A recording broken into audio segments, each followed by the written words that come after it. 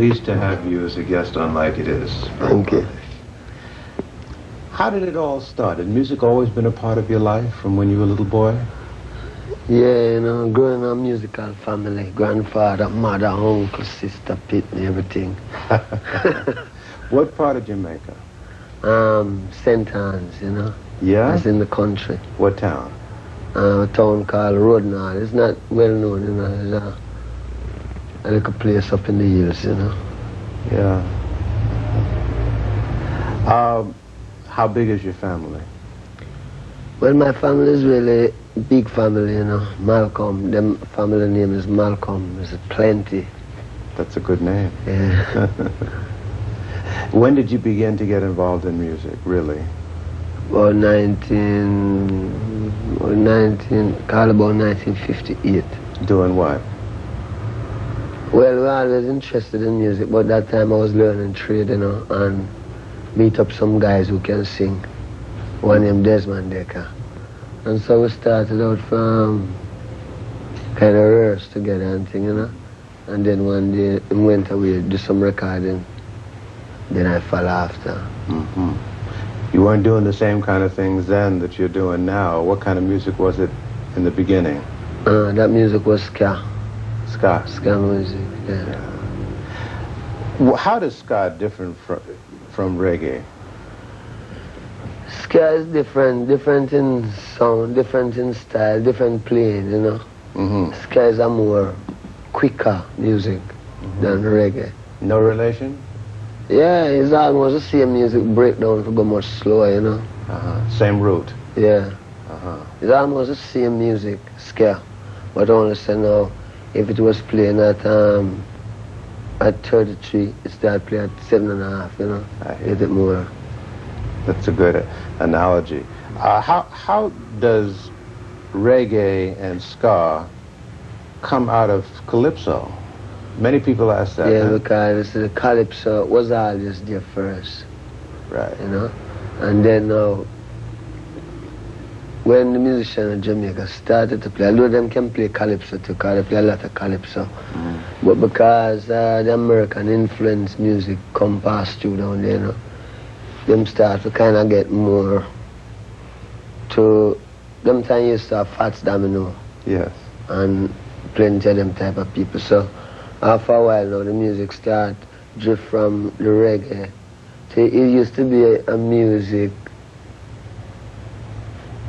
almost like a half blues. And used to play before the ska start, you know. Even people like Joe Higgs, cha-na-na, cha-na-na-na-na, cha-na-na, cha-na-na-na, you know that music? Right. Used to play that plenty. So from there now it developed to people start ching, ching, ching, ching, ching for ska, you know. And then for rocksteady it's like jing, jing, jing. For reggae now it's check, check, check, you know. So you have three different feels. But the three of them can put together again and make one thing still. Now, calypso music, most of it dealt with family and folk stories and love and beautiful island in the sun, things like that. How did it move into what we're getting in the music now, where we have message? Because during that time of this calypso and thing, people never wasn't so conscious about Africa and where them roots come from. Since the reggae come now, people get, I mean, not from a point of music, because music is always conscious. But since the reggae come now, the reggae start talk about Africa, blackness, you know, in a militant way. So that is how it that is how the lyrics differ from the Oh Island in the Sun. Well, who are some of your influences? Well, I think my biggest influence is Marcus Garvey, Haile Selassie. Sure. From what you heard coming up as a boy about Garvey, or what you've learned now that you're grown, or what? What we hear, what we read, you know, and what we know about him. Did you learn much about Garvey in school? In Jamaica? No. Yes, them don't teach. It's the education that we don't get in school, you know. We don't get that type of education that when we grow up we can know who we is. We get a more education that we might know who Christopher Columbus is, or who Marco Polo is, you know. But we never really know who Marcus Garvey is, who Haile Selassie is, or who any black man is. Were you born as a Rasta? Or how did that evolve? Well, where I figure now I was born, you know, and when born and growing, there was a certain amount of consciousness in myself that, you know, it was always a lonely world, not finding people who might think like me, you know. Yeah. Not to say that I think so different, but because this consciousness about God and the people who come from is more Christian, you know. We always try to do, like, try to stand up not right. But we used to find out now that one church quarreling against the next church, and I figure I never want any of that, you know. I never want really enter into the thing where this one I fight against that one and everybody talking about God still. So after going on and coming up, you know, the thing that was there get more stronger, come to Kingston, meet some more people, them people is Rasta. You talk to them and find out it's the same thing we have inside. It's the same thing. How old were you when this started to happen? This is about 17, 18, you know. I find out that the same thing where I deal with is the same thing where the Rasta man talk about. So that is how I could identify myself as a Rasta. By not changing, you know. Now what happened when you went back home and told your family what you had found? Oh, I never have a home to go back to. No? No. Where we from, everybody gone, you know. Everybody gone. Everybody living in America, some living in Kingston, everybody gone. So never really have a home, not that much, although we used to have a home before grandfather died, you know. But after grandfather died, everything gets crashed. So, you know, so you came to Kingston, and that's where it began to happen. Yeah. Where did you live in Kingston? What part? East. I call it East Kingston. Out near the east. Yeah. And then we go up a place named Oxford Street, you know, down to Spanish Town Road, down to then up to Trenchtown. Yes.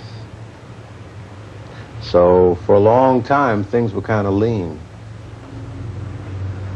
Well, yes, things was kind of lean as can. It leaves to what is your expectation anyhow, do, you know. To me, it was lean, but I could understand it because coming from a country where you learn to do things like you don't learn to depend on family and all of that, you know.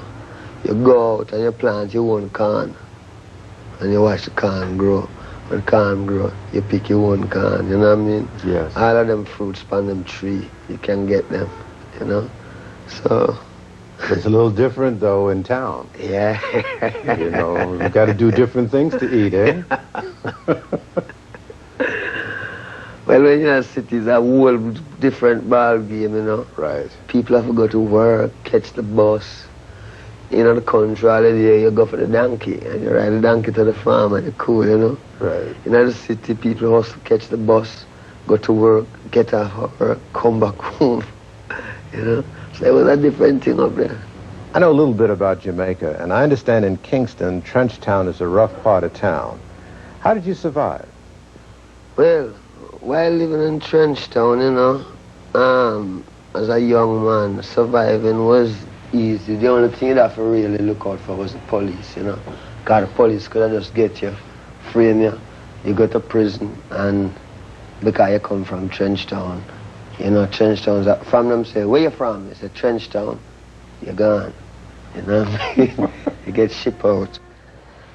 You know, a lot of people are confused about what a Rasta really is and have a very negative image of the Rasta. Tell us what a Rasta is. See, Christ promised that he will return within 2,000 years, you know, and him say, when him come, him will be the King of Kings, the Lord of Lords, the conquering Lion of Judah, through the lineage of King Solomon and King David. Now, my life have great meaning to me. So I really search to find out if God is here. When I search, I looking at Ethiopia. I look all about, looking at Germany, you know, because I'm not prejudiced. I look for God. I looking at Ethiopia, I say, one man stand up with these names. Emperor Haile Selassie, name King of Kings, Lord of Lords, conquering Lion of Judah, through the lineage of King Solomon and King David, written in the Bible. One of my things is that the Bible, them say that King James edit the Bible. Now, my understanding is that King James edit the Bible, I don't think he would edit it for the benefit of black people.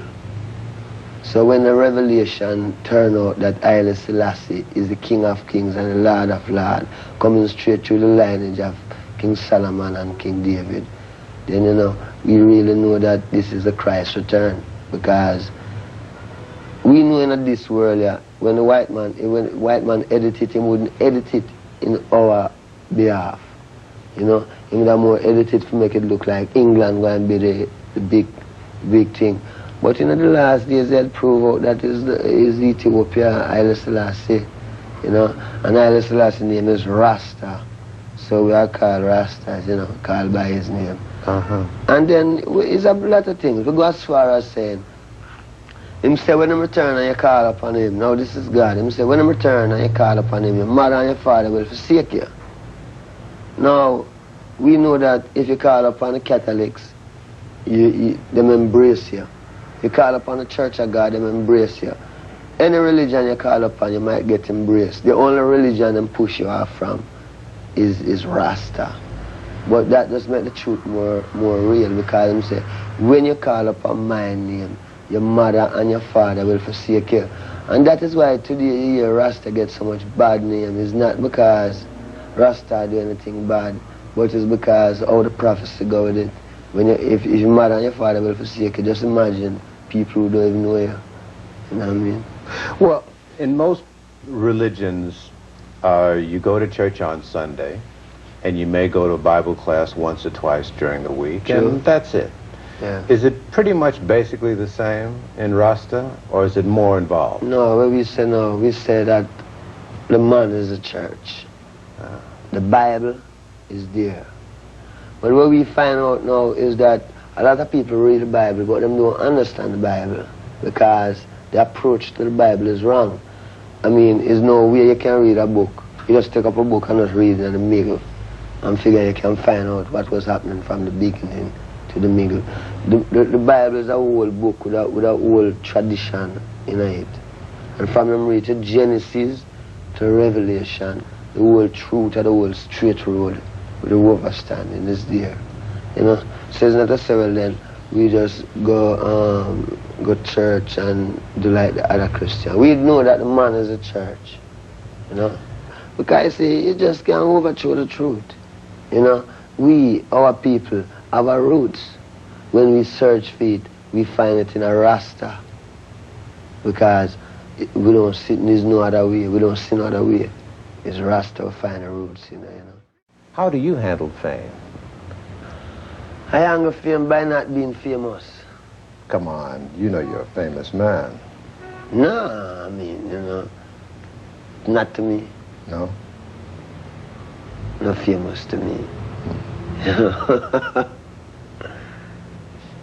Some people get drunk off of fame. See, I learned from he was coming in, from I just started music.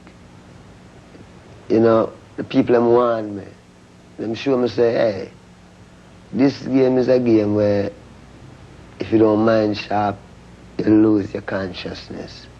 So the only way you can lose your consciousness is because if you figure say you're getting, some people say rare, your head might get swell. Right. And if your head swell, that's it. So you know, really don't keep my head in a bandage that it can't swell. True. How do you handle the women that come at you in droves? People have visions of women beating down the door to get at Bob Marley and grabbing clothes. Is it like that? No. No? No. Woman easy, you know. Is it difficult, though, to keep your balance and not, you know, get to feeling that you're more important than you really are when so many people are after you all the time for different things? No, you see, I don't think, I never really check myself, you know, I know I am benefit to the people, you know. That's the only consciousness I have on myself, that I can be beneficial to a people, you know. And I don't know anything else. I don't know that. What do you think it is that has made Bob Marley such a big name? I think, you know, maybe it's just what Bob Marley stands for. What is that? The truth. And the determination to stay alive and survive. You know? You have a record out called Survival. Yeah. That was last year. Yeah. Did anything happen to you that caused you to write that? Well, 1976, I'm shoot off of me, right? Yes. And I figured that was survival, you know? Yeah. What happened when you were shot? You were in your home. Yeah. Was it in the morning or at night or what happened? Well, it was about, that's about 9 o'clock in the night. Yeah.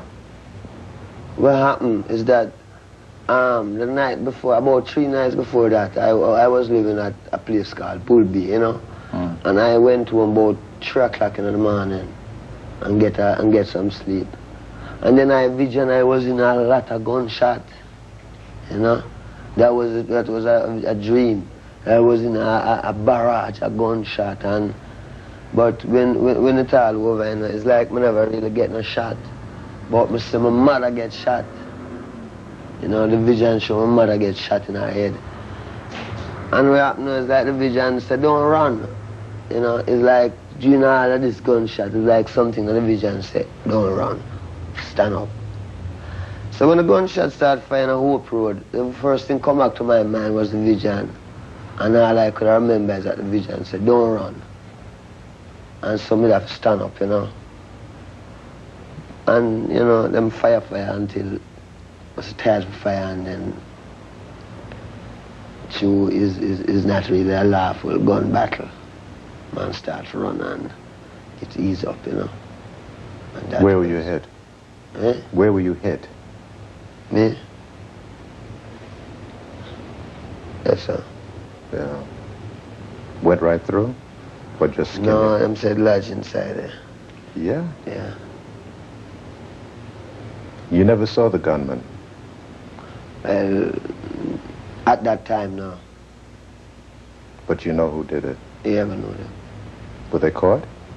No, but I don't call the police. It's just, you know, one thing. You have a record company now. Yeah. Why? Oh, you know, a long time we always have a record company. What we have now is a recording studio. When we go into the studio to work, it was a lot of hassle. I mean, we're Rasta, you know. Some people don't want a Rasta in them studio. You know, if you stop all of this, you have to make one, because, you know what I mean, a man might say, no, you say, Haile Selassie are God. Well, you know what I mean, go and build your own studio. You know what I mean? So, all right, Haile Selassie is God, I'm going to go and build a studio, you know. So, you know what I mean, and that's how it go. Them things come through sabotage and through pressure. If everything was nice, maybe we wouldn't have to build a studio. But, you know, it's just a tricky place. It's not everyone really have that humanitarian feeling. Some people just deal with, them don't even know what I'm dealing with. What's ahead for Bob Marley, do you know? Do you have an agenda or a master plan? Well, I feel ahead for I and I is the unity of Africa. And then when the unity of Africa comes, then people will really understand, say, you know, there was something in this thing. There is something in it. Do you think of yourself more as an African than a Jamaican? Yeah. Because one of the main things is that we're Rasta. From you accept Rasta, you become an Ethiopian, which is Africa. Next thing again, the history of Jamaica shows that the Arawak Indian was living there, and it belonged to the Arawak Indian. Now, our history show that through slave business, black people come out of the Western thing, you know? So we still figure, say, Africa is a root, you know, and this is where we must return to. What do you see as most of Africa's problems as far as uniting? I mean, I see Africa's problem is that outside people keep on fatiguing the people, you know, and make them can't really get them things together, you know. If it's not this superpower, it's that superpower. But Africa is only a place which part of them used to exploit, you know. Nobody no really. Africa's so rich that it become a man just going to Africa, steal out what he wants, steal and carry back in a film country. And Africa stay there like, you know, well, Africa ready. Garvey used to say Africa for the Africans. Is that how you feel? Yeah, Africa for Africans, a woman abroad, you know. True. Will your home base though always be Jamaica, or someday would you like to live in Africa? No, someday I'm be in Africa. Yeah. Maybe we up in Jerusalem. You know what I mean? Then in Bible land. And what do you think lies ahead for Jamaica? I think what lies ahead for Jamaica is that Jamaica is a beautiful island. The best thing Jamaica could have been is just like how Jamaica, like how England owned Jamaica. Jamaica must make some part of Africa own Jamaica. You know what I mean? And it work more nicer. I mean, you know. But if it's going to be a thing which we always going to have a war. Because the only solution is either them get themselves with Nigeria or with someone, you know what I mean? But make Jamaica become some African, something to do with Africa, that Africa owns Jamaica, you know? But because the people and them whole heap ideology and philosophy where they want to come with, you know, some people want to be Marxist, some want to be this, some want to be that, and nobody don't, and plenty of people don't want to be with them is, and where them is African, and Africa have its own culture, and its own people, and you know, all it needs is people who keep it down for either die out of the earth or something. What is your feeling about the condition of black people here in the United States? I feel like black people should develop themselves, you know, not to several then just develop yourself having a prejudice thing to it. It's just that we are people with our own history and culture. We can educate ourselves. I mean, we are the first creators. So we have to really, everything when you see on this earth here, is a black man make it. And I'm saying that the white man don't make some, but all wisdom come from the black man. You know, a lot of young viewers look up to you and are going to want to hang on every word and every syllable. Do you have a message for young people? Well, you know, the whole thing again is to really check out the truth of Rasta and don't make like follyism. Don't make it check it out. And don't get too busy that you can't check out the truth. Because the truth is there. And Africa awaits its creators. And we know that the people in the West, head-wise, it's them ready, you know. It's them have to learn, come learn. What them learning in the West, them have to carry it home to them people. Make it be a benefit to the people. Because, I mean, how long must the black people suffer? And these are people, you know? And then we have our own culture. We have everything. We don't short anything. We have everything. Plus we have a land that no one is living there. And we must go home to it. And when you go home, you can build all of these big buildings if you want. I mean, if you miss a city, build a city. You know what I mean? If you want a car, you can get a car. I mean, I don't see the big thing. One time America was, you know what I mean, maybe used to have lots of all what I call it, all sort of thing I walk through. Africa is a peaceful place. Then we want to fool black people about the jungle and blah, blah, boom, boom. Where have you been in Africa besides Ethiopia? Zimbabwe. Oh, yeah? Yeah. Gabon. How did Zimbabwe strike you? Well, you know, Zimbabwe nice, man. Zimbabwe really nice. I mean, you know, it's like a paradise in a place. You know, when you go in and see it. Beautiful. How did the people react to you? People's great. Yeah. People good. You know, them places when you go and you see how the people, how the land set up, you see people living. You see a man having a mouse on a nice piece and then the whole thing about it, the climate, you can go out all the while. You know what I mean? The climate nice outside. Yeah. If you want to look upon a few lions and things, you can walk and go. And if you want to see some things that man never make, but it look like somebody make it, that's all Zimbabwe too. Because I go in a place and I see some stone farm, but I know it's not the man make it, but the weight farm, you know, is higher than something. It's really been a pleasant and informative experience talking to you, Brother Marley. Nice. I thank you for your time. I agree. Wish you well.